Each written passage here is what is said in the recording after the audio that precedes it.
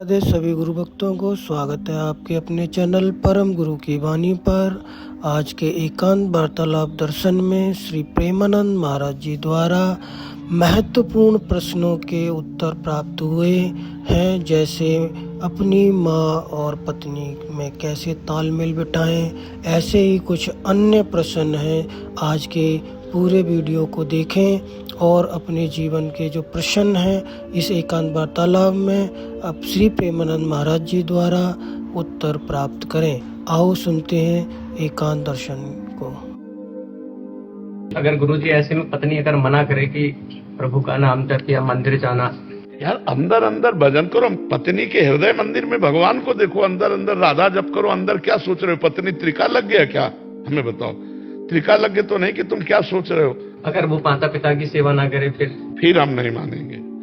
फिर तो दुष्टता की हद हो जाएगी, फिर दुष्टता की हद हो जाएगी। फिर वृंदावन आते हैं तो उनको नाराजगी होती है, मंदिर जाते हैं तब। खैर इस पर तो हम सहयोग दे सकते हैं।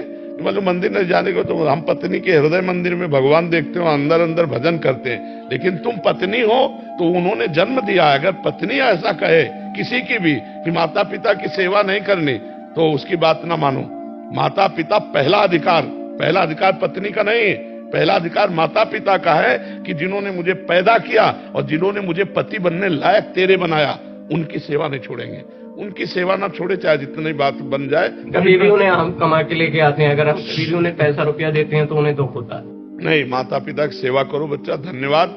पत्नी को भी सुख दो, पत्नी का भी आदर करो, पत्नी को भी पैसा दो, उसकी कामना पूर्ति करो, क्योंकि वो अर्धांग है। लेकिन माता पिता सर्वप्रथम। हमें लगता है वो पत्नी कैसी, आजकल पत्नी ऐसी आती है। मान लो बूढ़े माता पिता हैं, अगर तुम दोनों जवान पति पत्नी उनकी सेवा नहीं करोगे तो किसके पास जाएंगे वो? कल तुम बूढ़े होगे, तुम्हारे बच्चे तुम्हारा ऐसा, थोड़ी देर तुम अपने माता पिता की जगह खड़े होके देखो और तुम्हारा पुत्र तुम्हारे साथ करे तो हाँ, तो वो फिर अगर देखो, जो आप माता पिता को सुख पहुंचाओगे तो आपको सुख पहुंचाएगा, अगर माता पिता को दुख पहुंचाओगे तो फिर तुम्हारे को दुख पहुंचाएगा। एक बूढ़ी माँ को मिट्टी के खपरे पे दाल रोटी देती थी, तो एक दिन खपरा थोड़ा ज्यादा ऐसे हिल गया तो लड़के ने कहा, मम्मी टूटने न पावे। तो उनका क्यों? बोले यार दादी को देती हो ना, कल इसी में हम आपको देंगे। वो बच्चा देख रहा है तुम्हारे आचरण, भगवान उसकी ऐसी बुद्धि करेंगे जैसा तुम अपने सास ससुर के साथ करोगे ना, वैसे तुम्हें भोगना पड़ेगा। नहीं, माता पिता भगवान है, मातृ देवो भव पितृ, इस बात पे हम नहीं मानेंगे। अपने माता पिता की सेवा करते हो, उसका भी पोषण करो, उसको भी रुपए दो, उसकी भी कामनाओं की पूर्ति करो। लेकिन ऐसा नहीं के पास रहता है, हम तो कहते नहीं कि हमें पैसा चाहिए माता पिता को खर्चा के लिए। हाँ बिल्कुल दो, पहले हिस्सा करके दे दो। मान लो 1000 रुपया मिलता है तो 200 माता पिता को दे दो, 800 भले तुम रखो, लेकिन 200 तो दे दो उनको। भयो वृद्ध है, उनका पालन पोषण तो होना चाहिए ना। और जब शरीर स्वस्थ हो तो उनकी दौड़ के सेवा करो, किसी की बात मत माना। इस सास ससुर को भी क्या ध्यान रखना चाहिए? क्योंकि एक पक्ष तो ये है बिल्कुल सही है और ऐसा होना चाहिए, दूसरे पक्ष में कहीं कहीं वहां से भी गड़बड़ हो जाए। उस बहुत ज्यादा गड़बड़ी होती है। जो सास ससुर हैं उनको चाहिए कि हम अपनी बेटी के साथ कैसा व्यवहार करेंगे। अगर हमारी बेटी होती इस जगह तो हम कैसा व्यवहार करते? ठीक अपनी बिटिया जैसा व्यवहार करना चाहिए सास ससुर को। सास ससुर को बहू मान करके, उसे नौकरानी मान करके या दूसरे की बेटी मान करके अपमानित नहीं करना चाहिए, उसका शोषण नहीं करना चाहिए। अपनी बेटी को जैसे हम प्यार से, ऐसे अगर बहू को रखें तो हमारा जीवन मंगलमय हो जाएगा। लेकिन कुछ सास ससुर ऐसे होते हैं जो आई हुई कन्या को, दूसरे के यहाँ से जो आई है अपनी बहू बनी है, उसके साथ बहुत गलत बर्ताव करते हैं। हाँ, ऐसे बहुत से हमने खुद सुने हैं कि वो गलत व्यवहार करते हैं। नहीं करना चाहिए, नहीं दुर्गति होगी। यहाँ नहीं दुर्गति होगी तो भगवान के यहाँ दुर्गति होगी। तुम्हारे यहाँ वो आई हुई कन्या है, अगर तुम उसका आदर नहीं करते, उसके साथ मतलब कठोर व्यवहार करते हो, गलत व्यवहार करते हो, तो तुम्हारी दुर्गति हो जाएगी। पहली बात तो यही हो जाएगी, और यहाँ बचेगी तो नरक में हो जाएगी। इसलिए बहुत सावधान रहना चाहिए। ऐसा नहीं है कि आई हुई गृह लक्ष्मी को सताया जाए। जो नववधु आती है वो गृह लक्ष्मी है, हमारे कुल परंपरा को चलाने वाली है, वो कोई साधारण नहीं है। अगर उसको आप अपमानित करेंगे, और जिसके घरों में स्त्री को दुख दिया जाता है उनके घरों में कभी लक्ष्मी नहीं टिकती, ये ध्यान रखना। जहां स्त्रियों को मारा पीटा और मतलब उनको नीचा दिखाया जाता है, उन घरों में कभी स्त्री संपन्न नहीं हो सकते, वो स्त्री संपन्न सुखी नहीं हो सकते। इसलिए देवी स्वरूपा है, स्त्रियों का आदर करे, पर स्त्रियों को जरूर चाहिए वो अपने सास ससुर वयोवृद्धों की सेवा के लिए अपने पति को मना ना करें। स्वयं सेवा करें। अगर स्वयं रुचि नहीं है तो फिर पति को करने दें, वो व्यवस्था कर रहा है जैसा भी, उसके विरोध में न रहे, नहीं तो आपका जीवन नरक हो जाएगा। आपके लड़के आपके साथ जब ऐसा व्यवहार करेंगे तो फिर जीवन बहुत नरक हो जाएगा। आज तुम वयोवृद्धों को दुख दोगी तो कल तुम्हारे लिए तुम्हारे बच्चे, तुम्हारी संतानें तुम्हें दुख देंगी। शरीर स्वस्थ है यार, खूब माता पिता की सेवा करो, परिवार को सुखपूर्वक चलाओ। मनुष्य जीवन बड़ा दुर्लभ है, दुर्लभ देह मिली तो आनंद लूटो। यहाँ क्लेश, अशांति, नाना प्रकार की गलत आचरण वाली वृत्तियां, ये सब त्यागो, आनंद में जीवन व्यतीत करो। अरे जी, इसमें सबसे ज्यादा रोल पति का रहता है, पत्नी की तरफ से और माता पिता की तरफ। पति का बहुत ज्यादा रोल होने के कारण उनके दोनों के बीच सामंजस्य बिठाने के लिए उसका क्या रोल होना चाहिए? बहुत बहुत सुंदर बात है, क्योंकि देखो पति को बहुत धैर्यवान होना चाहिए, क्योंकि वो भी इनको सुनाएंगे, ये भी। हाँ, बहुत धैर्यवान होना चाहिए। उसको चाहिए कि उचित बात पत्नी की सह ले, और जब अनुचित बात हो तो हट जाए, मारे नहीं, पीटे नहीं, गाली गलौज नहीं करे। और माता पिता जब उचित या अनुचित दोनों बोले तो उसको सह जाए, कभी उनको गाली गलौज न करे, कभी उलटकर जवाब न दे। पत्नी की उचित बात सह जाए, अनुचित बात में चल दे। माता पिता की उचित अनुचित दोनों बातें सह जाए, वो चाहे गाली दे चाहे अपमान करें, क्योंकि हम उनके पुत्र हैं, उनके दास हैं, उनकी बात सहकर उनकी सेवा करें। माता पिता में जब तक हम भगवत भाव नहीं करेंगे तब तक सेवा नहीं बनेगी। जैसे आप सेवा करो, इसके बाद कोई रिश्ते नातेदार आया तो उसे कहेंगे बिल्कुल सेवा, मान लो हम कह रहे हैं, वो निंदा कर दें आपकी तो भी आपको उनको मारना नहीं है, गाली गलौज नहीं करना, चुपचाप मुस्कुराकर वैसे ही सेवा करनी है जैसे पहले कर रहे थे। इससे तुम्हारा मंगल हो जाएगा। और पत्नी को भी प्यार देना चाहिए, मारना पीटना ठीक नहीं है। अगर वो अनुचित व्यवहार करती है तो हमारा रुख बदल जाना ही उसके लिए मारने जैसा होगा। अगर थोड़ा भी बुद्धि रखती हो, अपना रुख बदल लिया तो उसी से उसको दंड मिल जाएगा, उसी से उसको जलन होने लगेगी और वो सुधार करेगी। और सबके लिए भगवान से प्रार्थना और नाम जप, नाम जप करो, भगवान से प्रार्थना करो, मेरे परिवार को सुख मिले, मेरे परिवार की बुद्धि ठीक रहे, तो इससे अच्छा रहेगा। गौरव सोनी जी, ऑस्ट्रेलिया से। महाराज जी, पिछले 10 साल से वृंदावन आ रहा हूँ। पिछले साल आपका सत्संग सुना और इस बार वृंदावन आया तो बिल्कुल अलग लगा। यहाँ के पेड़ पंछी सभी अलग लग रहे हैं। ऐसा लगता है कि मन को शांति सी मिल रही है। प्रभु जी, इस बार तो मैंने ई रिक्शा वाले ब्रिजवासी को भी कोई उनसे नानोचक नहीं किया, जितना उसने मांगा मैंने दे दिया। प्रभु जी, मेरा प्रश्न है कि मैं ऐसा क्या करूं कि इस वृंदावन की पवित्र भूमि को क्या दे जाऊं कि मेरे यहाँ पर जन्मों जन्मों तक आना लगा रहे। जो अगर राधा नाम जप करोगे ना तो वृंदावनाधीश्वरी का नाम है, हम सब कुछ ठीक हो जाएगा। यहाँ दिया नहीं जाता, यहाँ से लिया जाता है। ये अगाध समुद्र है करुणा का। यहाँ तुम क्या दे सकते हो? केवल अपने भाव, रुपया पैसा या कुछ, ये सब केवल है।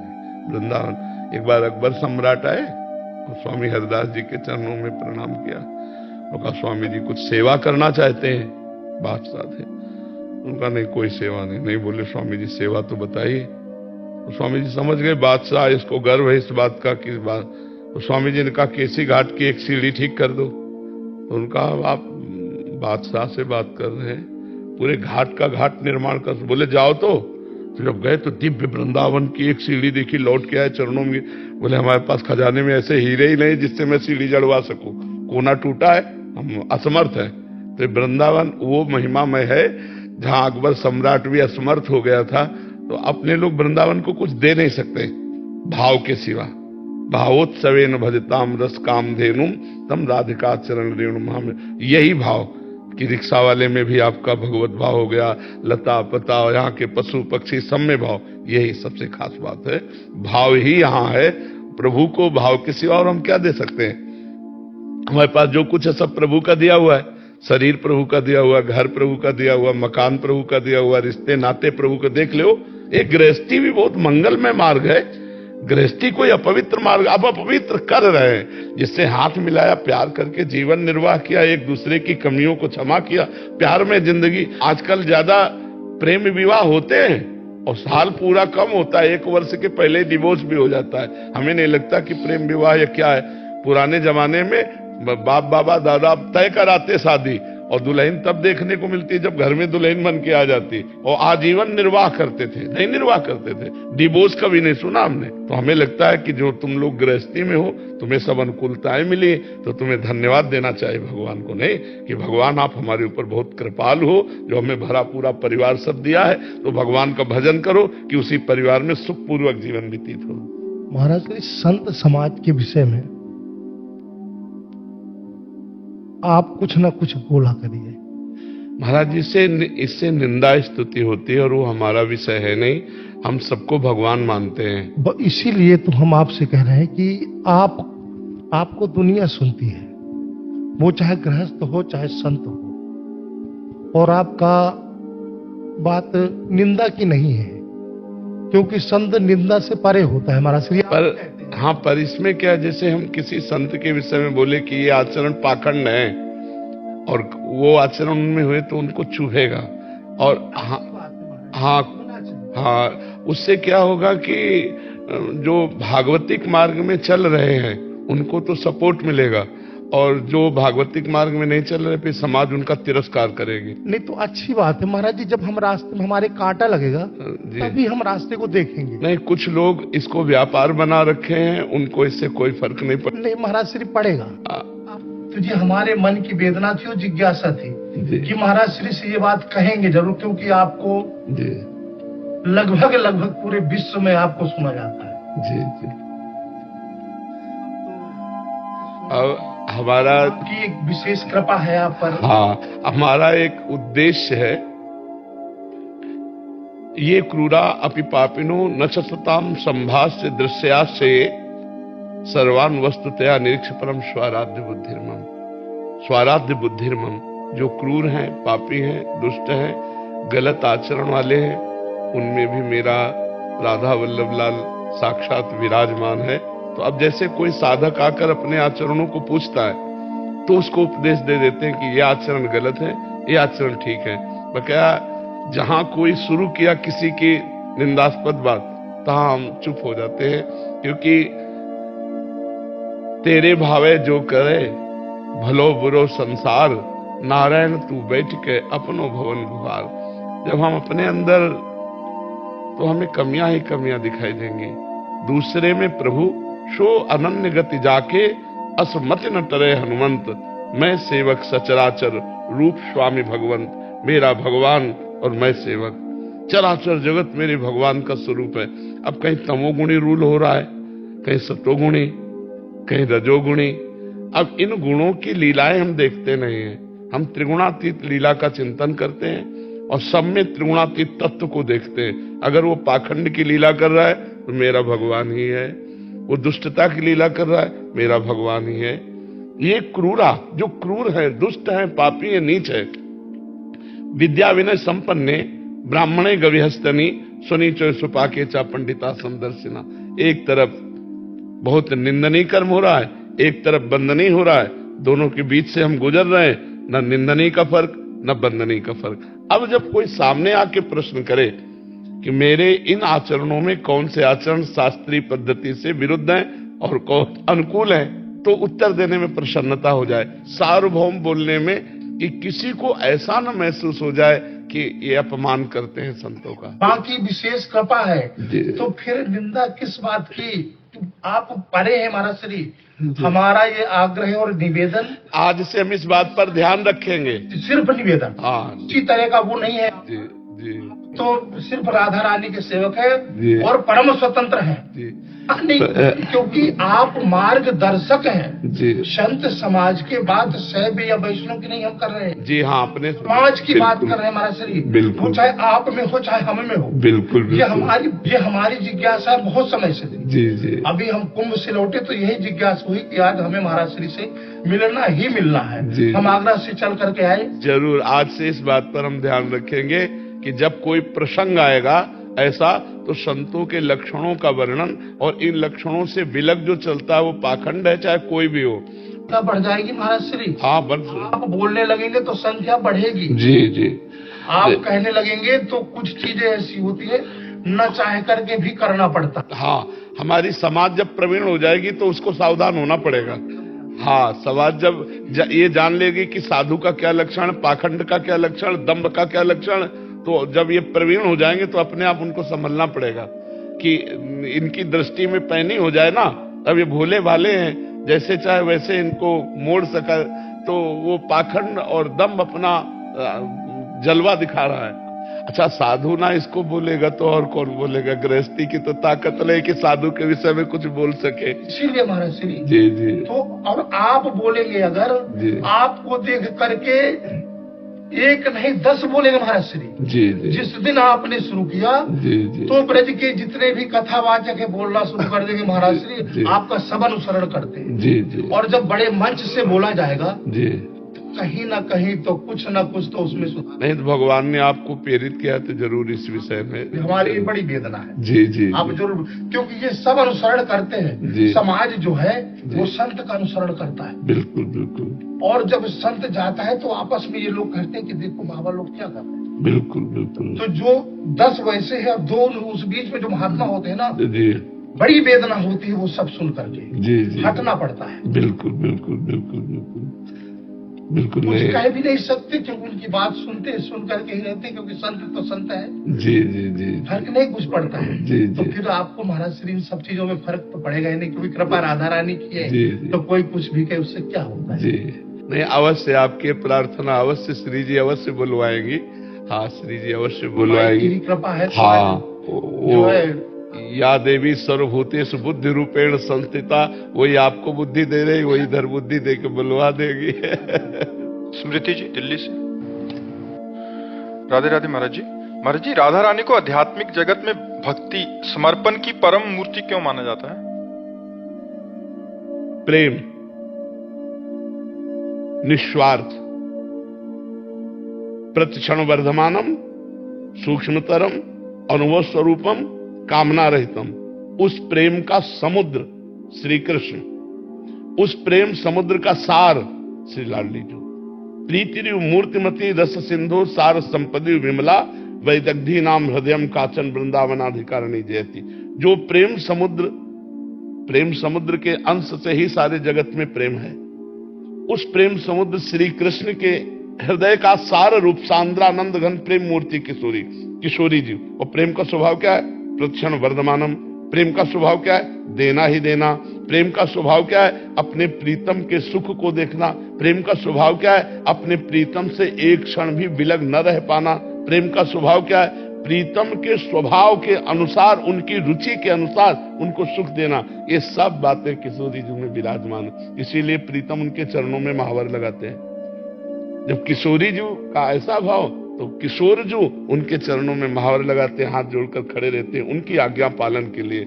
और सत्य पूछो तो राधा और श्री कृष्ण ये कहने को दो हैं, एक ही तत्व दो रूप में है।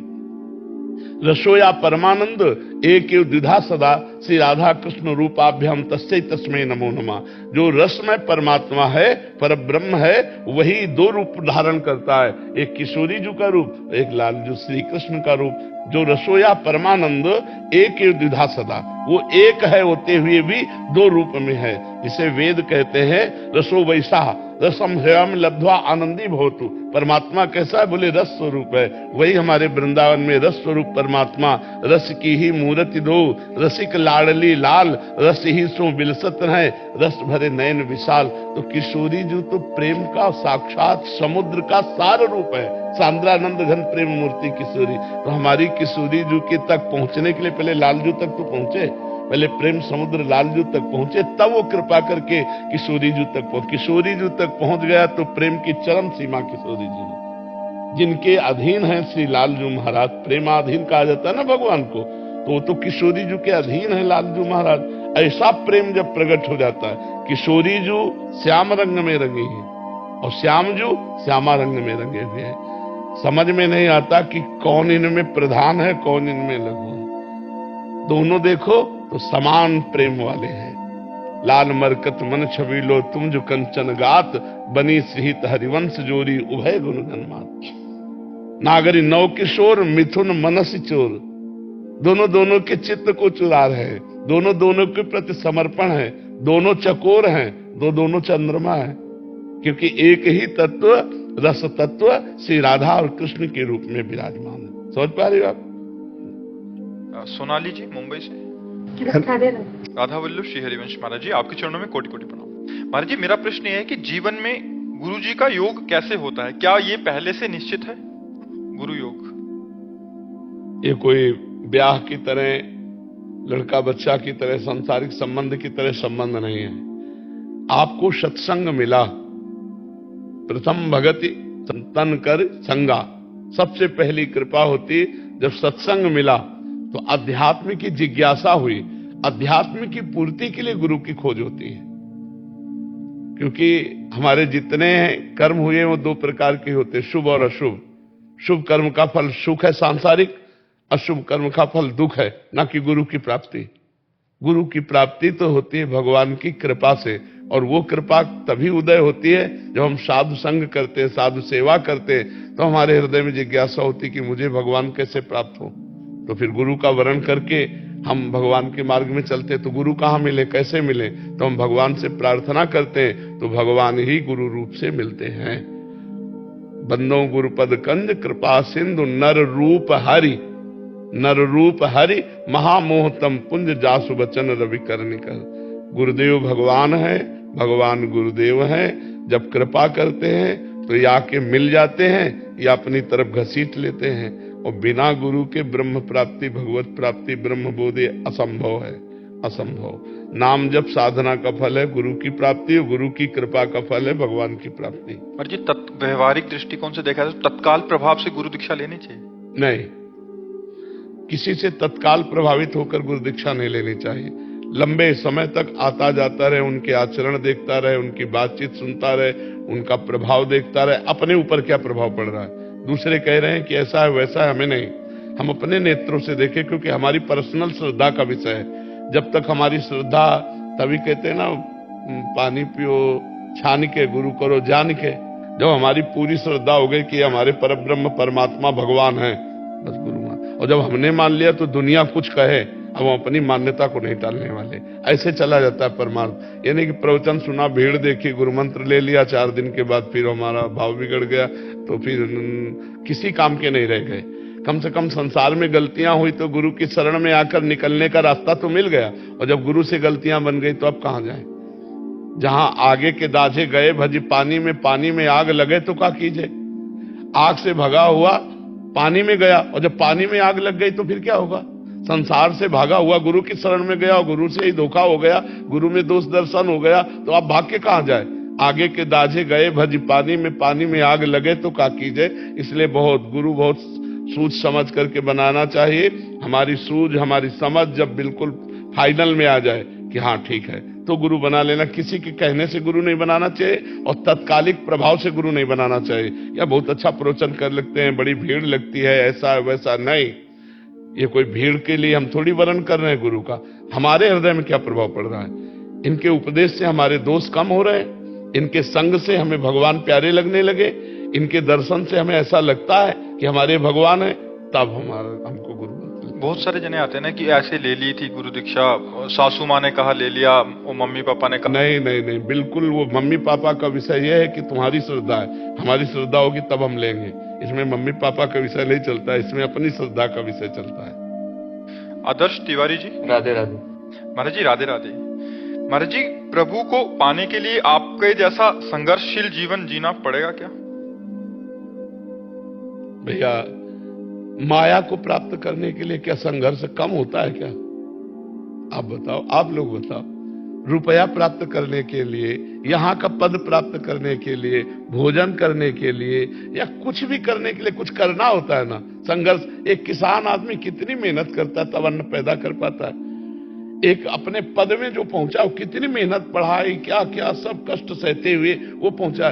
फिर संपूर्ण जगत से ऊपर जो पद है, न पारमेष्ठ्यम न महेंद्रधिष्ठ्यम न सार्वभौमम न रसाधिपत्यम न योग सिद्धि अपनर्भवम वा, जहां न ब्रह्मा का पद, न देवराज इंद्र का पद, न सार्वभौम सम्राट का पद, न योग की सिद्धियां, न मोक्ष सुख, वो भी सब एक तरफ हो जाता है। ऐसे भगवत प्रेम पद, परम पद को जो प्राप्त करना चाहता है, उसको कितना संघर्ष करना पड़ेगा। संघर्ष का तात्पर्य है अविद्या असत का त्याग। ये शरीर भी अविद्या ग्रसित है, ये मैं नहीं हूं, ये पांच भौतिक शरीर हूं, मैं सच्चिदानंद भगवान का स्वरूप हूं, मैं भगवान का अंश हूं। तो अब हमको इसके द्वारा जो आकर्षण है, नाना प्रकार के भोग विलासताएं, नाना प्रकार की मान अपमान, नाना प्रकार का आकर्षण, इसी को त्यागना तो संघर्ष है। अगर इसको त्यागा नहीं तो फिर कैसे?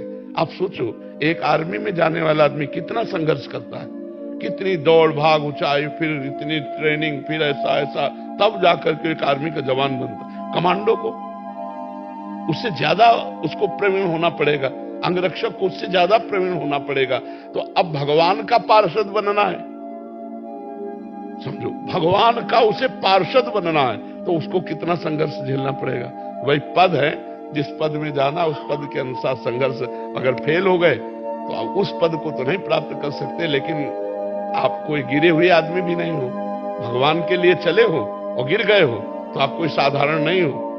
वो भगवान के परम पद को नहीं प्राप्त कर सका, तो ऐसा नहीं कि साधारण आदमियों की तरह उसने साधना की है तो उसका फिर जन्म होगा, यशस्वी धनवान कुलवान के यहाँ जन्म होगा और फिर भक्ति का वही पूर्व संस्कार उसको सिद्ध कर देगा। तो इस मार्ग में चलना तो संघर्ष ही है, लेकिन हम ये कह रहे माया में जीना क्या कम संघर्ष है क्या? कोई भी वस्तु प्राप्त करनी तो क्या संघर्ष नहीं करना पड़ता क्या?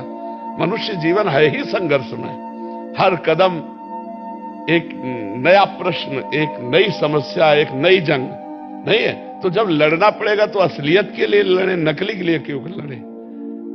नकली तो अपने आप मिल जाएगी अगर असली मिल गया। तो असली है भगवान और नकली है माया के द्वारा रचा हुआ जगत। उमा कहूं में अनुभव अपना, सत हरिभजन जगत सब सपना। ये स्वाप्निक जगत है, असलियत में भगवान को प्राप्त कर ले तो संघर्ष तो करना ही पड़ेगा। लेकिन महाराज जी, प्रारब्ध से डर लगता है कि प्रारब्ध मेरा कैसा होगा। प्रारब्ध जैसा होगा वैसा आ जाएगा, उससे क्या डरना? हमारे किए हुए कर्म ही तो हैं। पता नहीं किडनी फेल होगी, लिवर फेल होगा या तो क्या होगा? हमारी तरह गर्जना करना, अगर किडनी फेल हो जाए तो भी राधा नाम के बल से सब कुछ हो जाता है। अरे बड़ा आनंद रहता है बच्चा, और वो रहता केवल इसके कारण भगवान की शरण में। और अगर हम शरीर की शरण में होते इसकी, तो अभी हम डिप्रेशन में होते।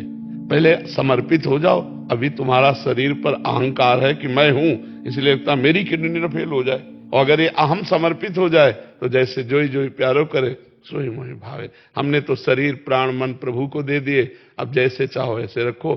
ये भगवान के बल से चलता है, ये भगवान के बल से। सोनम जी सहारनपुर से। राधे राधे। राधे राधे महाराज जी, आपके चरणों में कोटि कोटि नमन। महाराज जी, अगर किसी ने अपने जीवन काल में हमेशा अच्छे कर्म किए हों, किंतु किसी कारणवश अंतिम समय में उससे कोई बुरा कर्म बन गया हो, बुरा प्रारब्ध कारण, तो क्या उसके सारे अच्छे कर्म व्यर्थ चले जाएं? नहीं नहीं, लेकिन बुरे का भी उसको दंड मिलेगा। जैसे महाराज नृग जीवन भर दान पुण्य करते रहे। एक ब्राह्मण के जो दान नहीं लेता था, उसकी गाय भूल से गौशाला में आ गई और उन्होंने अन्य ब्राह्मण को दान कर दिया। जब वो दान लेकर जा रहा था तो जिस ब्राह्मण की गाय खो गई तो उसने कहा गाय मेरी, तो उनका गाय मेरी क्योंकि महाराज नृग ने दिया है। बोले अभी चलो। फिर महाराज नृग ने चोरी की तो महाराज नृग के पास गए, तो जिसने दान लिया था उसने कहा आपने गाय हमें दान दी? तो उनका हाँ। तो उनका फिर मेरी गाय है और मैं कभी किसी से दान लेता नहीं, आपने मेरी गाय दान कैसे कर दी? अब वो उन्होंने कहा कि ये मुझे कैसे पता चलेगा, मेरी गौशाला में आ गई होगी तो मैंने दान कर, तुम्हें 10,000 गाय देते हैं, तुम ये गाय छोड़ दो। तो जिसकी गाय थी उसने कहा मैं कभी दान नहीं लेता, इसलिए मैं अपनी गाय लूंगा। और वो हठी ब्राह्मण जिसने दान लिया था उसने कहा मैं यही गाय लूंगा, 10,000 नहीं लूंगा।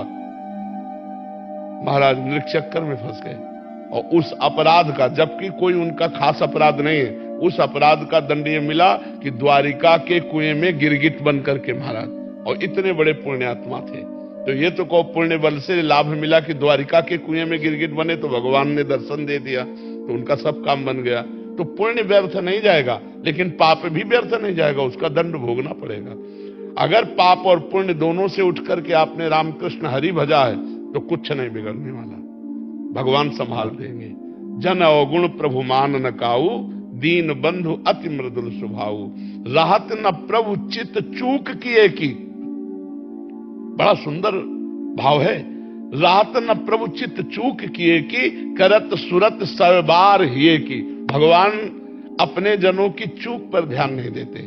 जैसे आपसे कोई पाप बन गया, गलती बन गई, और आप नाम जापक हो, आप भगवान के भक्त हो, वो नाम जप ही सबको बराबर कर देगा, साफ कर देगा, और आपका अगला जन्म नहीं होने पाएगा, आपका भगवान की प्राप्ति है। इसीलिए हम कहते हैं नाम जप करो। नाम में घाटा है ही नहीं, मुनाफा ही मुनाफा है। अगर हमसे चूक भी हो गई तो हमारे प्रभु माफ कर देंगे, और वो नाम उस पाप को तत्काल भस्म करके उसका जन्म नहीं बिगड़ने देगा, उसका कर्म नहीं बिगड़ने देगा। समझ पा रहे हो जी? दिवांश जी जलंधर से। श्री हरिवंश महाराज जी। महाराज जी, इस अधम जीव ने इस छोटी सी उम्र में न जाने कितने अनगिनत पाप किए हैं, जैसे नशा, स्त्री संग, गलत काम और न जाने क्या क्या, लेकिन अब सब कुछ छोड़ दिया है। वैसे तो मेरे सारे प्रश्नों का उत्तर एकांतिक में मिल जाता है, पर फिर भी इस दास का एक प्रश्न है कि श्री जी को जो मर्जी भोग लगा सकते हैं अभक्ष पदार्थ को छोड़कर, पर घर में पिज्जा बर्गर को सात्विक बनाकर भोग लगाते हैं और खाने को बोलते हैं। तो कृपया मार्गदर्शन करें कि पा सकते, पास तो आप कहते हैं ना ब्रह्मचर्य पुष्ट करने के लिए दाल रोटी और कम नहीं, अगर ये जैसे पकवान है, अब ये बाजार का बना हुआ और घर का बना हुआ अंतर है। घर में आप शुद्ध सरसों के तेल में या देसी घी में, पवित्र घी में बना, बाजार में किस तरह से चिकनाई का प्रयोग किया गया है, कब से वो कैसे रखी रही है पदार्थ वस्तु, तो इसलिए उस पर थोड़ा अंकुश रखे। घर में जो बनाया जाए वो सात्विक भोग श्री जी को बना करके पा लेने में कोई बात नहीं। रोज थोड़ी पिज्जा बर्गर बनता है, रोज थोड़ी पकवान बनता है, पर अगर घर में बनाया जा रहा है और उसका भोग लग रहा है श्री जी को, तो उसे पा लेना चाहिए। उसमें फिर ऐसा भेद नहीं है। इसमें ब्रह्मचर्य पे कुछ नहीं। ब्रह्मचर्य खास बात, बहुत खट्टी चीज, बहुत अधिक मिठाई और विषय चिंतन, मोबाइल में गंदी बातें देखना, ये चीजें बंद कर दो और थोड़ा दंड बैठक लगाओ, दौड़ किलोमीटर 2-3 किलोमीटर दौड़ लगाओ, 2-3 किलोमीटर, तो फिर उससे शरीर पुष्ट रहेगा। और आप भूख से कम भोजन पाओ, चाहे भले पूरी सब्जी हो, तो जहां 8 पाना है वहां 5 पा लीजिए, 3 की छोड़ दीजिए, तो वो आपको विकार नहीं कर पाएगा। और जैसे सात्विक रोटी दाल ही है, रोटी दाल है और आप उसे अधिक पा लें तो तमोगुणी हो जाएगा। भूख से ज्यादा पा लेने पर वही तमोगुणी हो जाएगा। तमोगुणी पदार्थ है, जैसे कोई ऐसा पदार्थ है कि जिसमें तमोगुण प्रभाव, और आप थोड़ा पा लें तो सात्विक पैदा कर देगा भाव।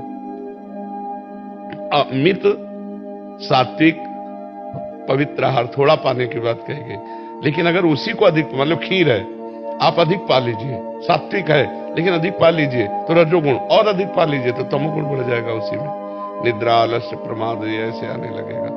जो पाना है अपने सात्विक भाव से घर में बनाओ, घर में सेवई की तरह उनको निकाल लो और घर में उनको बना के पाओ, कोई परेशानी नहीं। बाजार की बनी हुई चीजें ये मतलब भजन मार्ग वालों के लिए उचित नहीं है, असात्विक होती है, क्योंकि बनाने वाले किस भाव वाले, कैसी पवित्रता रखी है, कैसे पदार्थों की पवित्रता है, ये सब तो वो हमारी बुद्धि पर प्रभाव डालते हैं। इसलिए हमको जो भी पाना, गोलगप्पा पाओ, अपने घर में बनाओ, श्री जी को पवाओ और फिर पालो बाद में।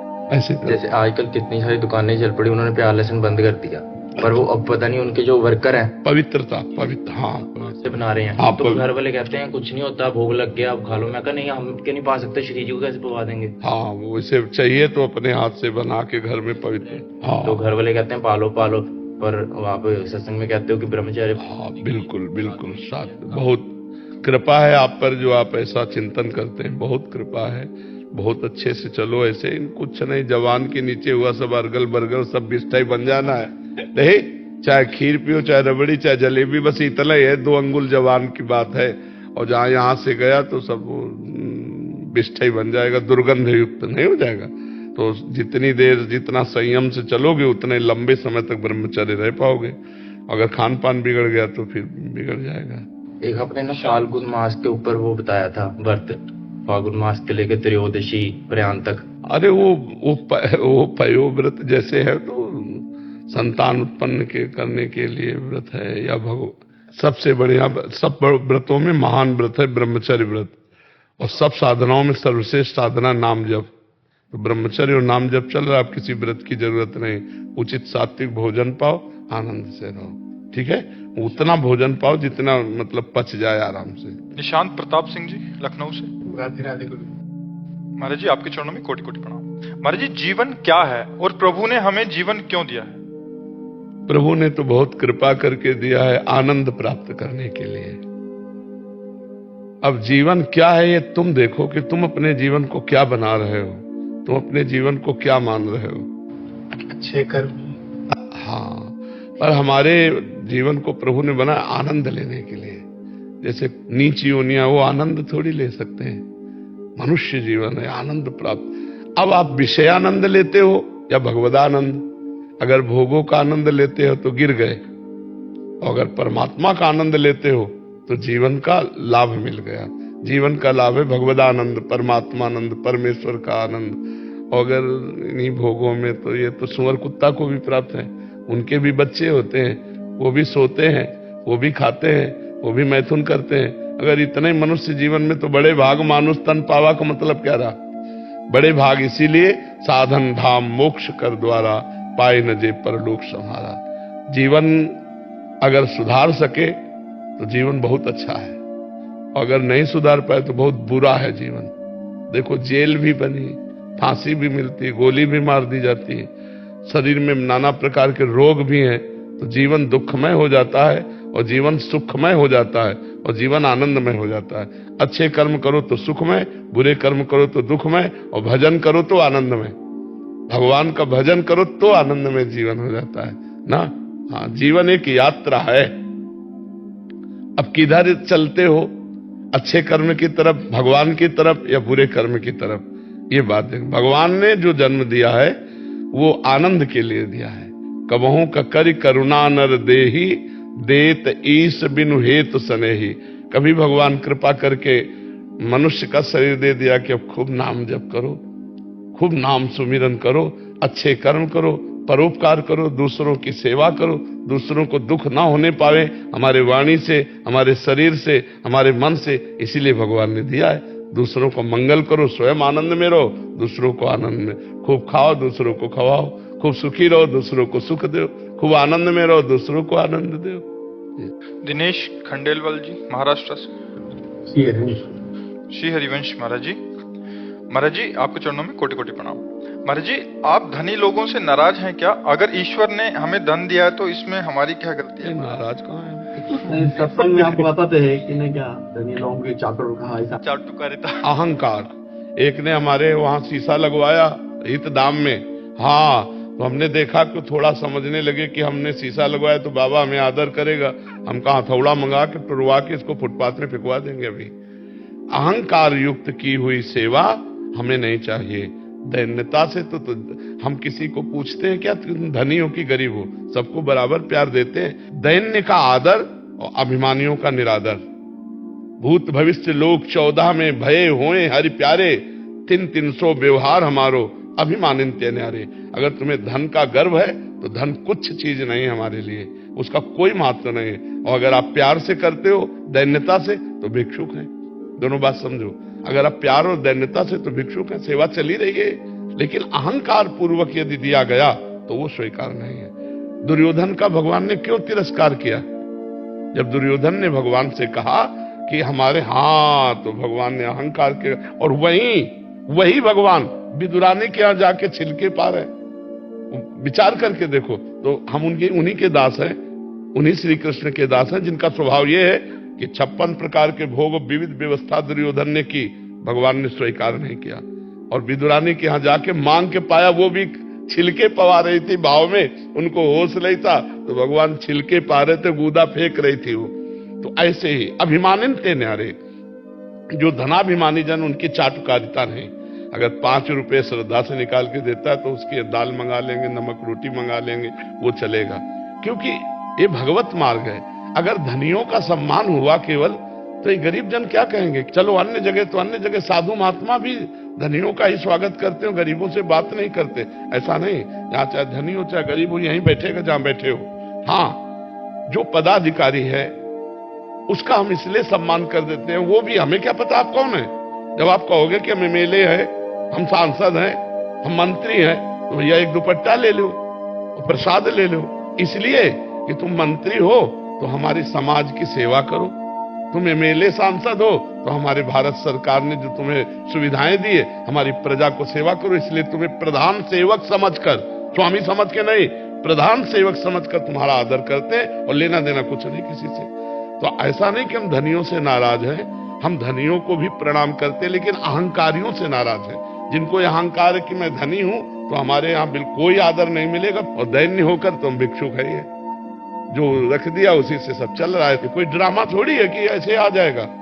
जो हम अगर गाड़ी से चल रहे हैं तो किसी की गाड़ी है, अगर बिजली चल रही तो किसी ने पैसा दिया है, अगर हम भोजन पा रहे हैं तो किसी ने व्यवस्था की है, बिना व्यवस्था थोड़ी। तो अगर ये धन की द्वारा व्यवस्था ना होती तो ये कार्य नहीं चलते। तो हम धनियों का निरादर नहीं करते, लेकिन अहंकारियों का निरादर करते हैं। अहंकार से हमें वैर है, दैन्यता से प्यार है, क्योंकि हमारे स्वामी का यही स्वभाव है। आप समझ पाए? देखो, एक जगह है जहां तुमको ये समझ में आए कि मैं किसी काम का नहीं हूं, संत के पास। अगर तुम रुपया देकर सम्मान तुम्हारा किया जाएगा तो तुम्हारा चिंतन धन पे जाएगा। हमारी साधुता है कि जब तुम हमारे दरवाजे में खड़े हो तुम्हें विवशता नजर आवे कि यार भगवान की कृपा के बिना संत दर्शन नहीं होते। ये न समझ में आवे कि रुपए के बल से संत दर्शन हो गए, रुपए के बल से हमें दुपट्टा मिल गया, रुपए, ये यहां नहीं होने देंगे जब तक हम हैं। हाँ, अगर तुम भेंट देते हो धर्म पूर्वक और दैन्यता से तो उस भेंट का हम सदुपयोग कर देंगे। हमें जो लगा लेना तो हम ले लेंगे और सदुपयोग कर देंगे। तुम्हें हाथ जोड़ के अगवानी नहीं करेंगे, और अगर देख लिया तो बेइज्जती जरूर कर देंगे। किस लिए? तुम्हारे अभिमान रूपी फोड़े का ऑपरेशन कर देंगे। तुम्हारे अभिमान रूपी फोड़े का ऑपरेशन जरूर कर देंगे, क्योंकि तुम्हारी सदगति होनी चाहिए। तुम्हारा अर्थ हमारे में लगा है, तुम्हारा दर्शन संभाषण तो अब तुम्हारा मंगल होना चाहिए। संत के दर्शन से, संभाषण से मंगल, तो मंगल दो प्रकार का होता है, एक प्यार से होता है और एक होता है शासन से। जो अहंकार तुम्हारी दुर्गति करने वाला, उस अहंकार का ऑपरेशन हो जाएगा। चलो निकलो यहां से। अब उसको लगा यार अब क्या कर सकते हैं, इनके ऊपर तो मुकदमा भी नहीं कर सकते, साधु महात्मा है इनके ऊपर। अब उसको लगा कि यार भगवान गई ना वृत्ति कि धन से तो काम चला नहीं, कोई व्यवहार काम चला नहीं, तो हे भगवान क्या कभी ये साधु हमें, अब आ गई लाइन क्लियर। चैतन्य महाप्रभु के पास एक संत दर्शन करने के लिए गए, तो वो पूरे भारत की परिक्रमा किए हुए थे, फलाहार करते थे, दूध आदि लेते थे। तो उनके मन में था जो हम जाएंगे इतने तपस्वी चैतन्य महाप्रभु हमें गले लगा लेंगे। महाप्रभु तो भगवान है, वो सर्वांतर्यामी है। कीर्तन कर रहे थे, जो ही गए फिर महाप्रभु ने कहा कौन बहिर्मुख आ गया जिसके आते ही हमारे कीर्तन का रस सूख गया। तो वही आए थे। अब जो निकाले, अब एकांत में गए, रोने लगे कि महाप्रभु आपका तो अवतार हुआ है हम जैसे पतितों को पावन करने का। महाप्रभु दौड़ पड़े, उनको गले लगा लिया। समझे? जब दैन्यता आई तब महाप्रभु दौड़ के गए, गले लगा लिया, और जब अहंकार आया तो निकलवा दिया। ये भगवत मार्ग को समझना चाहिए। राग द्वेष पूर्ण नहीं होता, कृपा पूर्ण होता है। पर कृपा के दो रूप होते हैं, एक नर्म और एक गर्म। गर्म कृपा शासन पूर्वक, वो तुम्हारा परिवर्तन करेगी, वो तुम्हारे जीवन का उत्थान करेगी, क्योंकि कोई बस तो है नहीं। तुम हमें मारो भी तो तुम्हारा अहित है, तुम गाली दो तो अहित है। तो तुम अपना हित तभी मान सकते हो जब झुकना पड़ेगा। अहंकार तुम्हें झुकना। एक दरबार ऐसा है जहां सबके लिए जगह है, भगवान और भगवान के भक्तों का।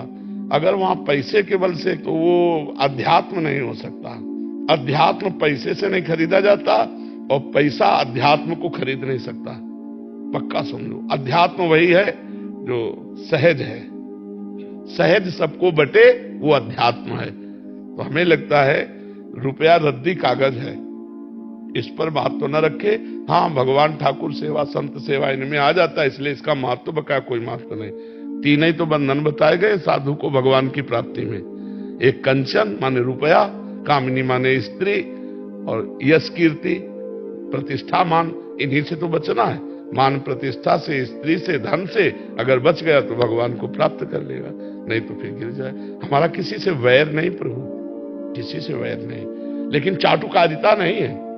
बचपन से पकड़ाए रही बाबा जी रहे ना, तो चाटुका। आज अगर हम धन रखवा लेते हैं ना, जैसे कोई पैसा रख रहा है 1500, तो हम स्वीकार कर रहे हैं। नहीं तो धाम तक हम कड़ुआ बोल करके उठवा के भगा देते थे। अब आज ये है कि आपके बैठने के लिए सत्संग हाल है, अब उसमें एसी लगी हुई है। अब एसी लगी हुई तो बिजली और पैसा चल रहा है। अब सैकड़ों साधक जुड़े हैं, तो भोजन चल रहा है तो भगवान दे देते हैं, मांगते हैं नहीं, जो दे दिया उसी से काम चलाते हैं। हमें धनी मानी और सब बिल्कुल समझो, ये अहंकार जनित नहीं, ये हमारे सिद्धांत जनित है। भूत भविष्य लोक 14 में भय हुए हरि प्यारे, 300 व्यवहार हमारो अभिमान। जो सुदामा जी के तंदुल में स्वाद आया भगवान को, वो बड़े बड़े 56 भोग में स्वाद नहीं आया, क्योंकि सुदामा के तंदुल में दैन्यता थी कि मुझ गरीब के ये यहां दिखाने लायक भी नहीं है। द्वारिकाधीश का वैभव उनके सामने खाने की क्या चीज, दिखाने लायक नहीं, तो भगवान ने छीन करके खाया। सबरी के बेर भगवान ने बखान बखान करके पाए। तो हमारे भगवान सही पूछो तो दैन्यता को प्यार करते हैं, अहंकार को नहीं। अगर प्रताप रुद्र से पहली बार मिलने के लिए चैतन्य महाप्रभु नहीं तैयार हुए, क्यों? क्योंकि धनी राजा है, नहीं मिलेंगे। और जब ज्यादा किया तो उन्होंने कहा मैं यहां से निकल जाऊंगा, क्या तुम चाहते हो अपने संन्यास धर्म के विरुद्ध आचरण करें कि उस राजा के? तो उन्होंने कहा नहीं प्रभु, राजा होते हुए भी एक महाभागवत है। फिर भी महाप्रभु ने आदेश नहीं किया। जब यात्रा में थे जगन्नाथ जी के और महाप्रभु विश्राम करने लगे तब वो दूर से गोपी गीत सुनाए, भगवद यश। तब बाद में साधारण वेश में, राजा के वेश में नहीं, साधारण दैन्य वेश में, तब बताया कि महाराज प्रताप रुद्र है। तब महाप्रभु ने फिर उनका आदर किया। तो ये मार्ग ऐसा है, धनी पुरुषों का निरादर नहीं करते, उनके अहंकार का निरादर करते हैं। हम आपको प्यार कर रहे हैं, किसी लोभ से कर रहे हैं क्या? आप कुछ दे के आए हो क्या? आप कुछ दे के तो नहीं आए ना, प्यार कर रहे हैं हमको या? हाँ, आप जब दोगे तब हम निगरानी उसमें रखेंगे कि आप दैन्यता से दे रहे हो या अहंकार से दे रहे हो। अगर दैन्यता से दे रहे हो तो हम भिक्षुक हैं, अहंकार से दे रहे हो तो हम बादशाह हैं। तेरे पास नाशवान धन है, मेरे पास अविनाशी धन है, तू भिक्षुक है, मैं नहीं। और जब आप दैन्यता से दे रहे हो तो हम भिक्षुक है, तुम दाता। और जब आप अभिमान से कर रहे हो तो हम पूर्ण है, तू अपूर्ण, क्योंकि तू संसारिक वासना से युक्त है, मुझे नहीं चाहिए। अगर भगवान को देना है तो तेरे जैसे लाखों करोड़ों अरबों हैं जो भगवान के द्वारा प्रेरित हैं, और वो आके अपने आप दे जाएंगे, तेरे अहंकार की जरूरत नहीं। ऐसी बात होती है। स्वागत सम्मान आदर सबका है। धन्यवाद आप सभी गुरु भक्तों का। श्री प्रेमानंद महाराज जी के ऐसे ही सत्संग सुनने के लिए हमारे चैनल को लाइक करें, सब्सक्राइब करें, शेयर करें। धन्यवाद। श्री राधे राधे।